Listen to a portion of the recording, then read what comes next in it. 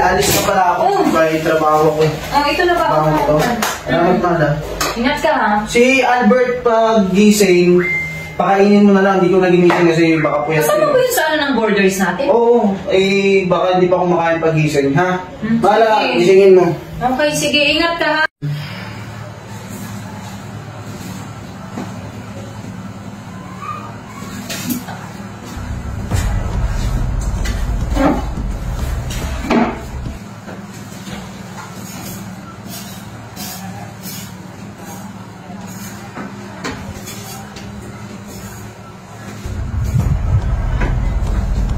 Diyan po ba si Kevin?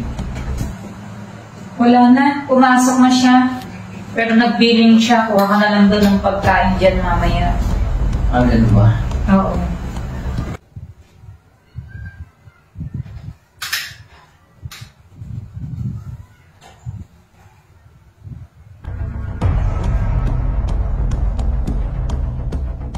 Camille, pwede mo bang iabot sa akin yung tuwalya?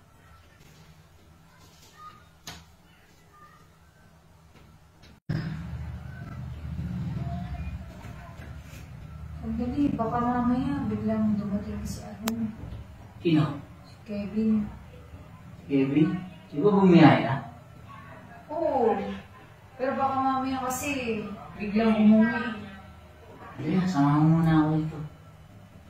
Bakit na? Ano bakit? Tara. Alam mo, kanina pa kita nakikita ang lagi ka na lang nakatingin sa akin. Di ba wala yung asawa mo? Oo, pero di pa kaibigan mo siya. Kaya ka nga naka-border sa amin eh. Dahil sa kanya, di ba? Ano naman? Di na, samahan mo ako rito. Baka mamaya biglang dumating yung husband ko. Wala pa naman eh.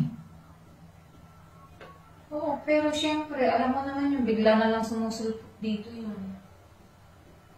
Hindi na. Wala naman tayo kasama rito eh. Paano pag bigla siyang dumating? Kung gusto mo, doon lang kayo sa taas. Sa taas? Bakit ba? Bakit ka ba kasi lagi nakatingin sa akin?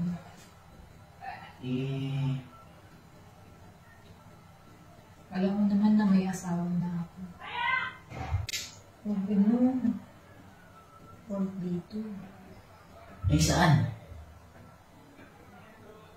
Kung gusto mo, doon na lang tayo sa taas. Dito na. Taas na para pag dumating siya, wala punta sa loob. O mamaya, magkita tayo. Hindi na, dito na eh. Dito na. Sure ka?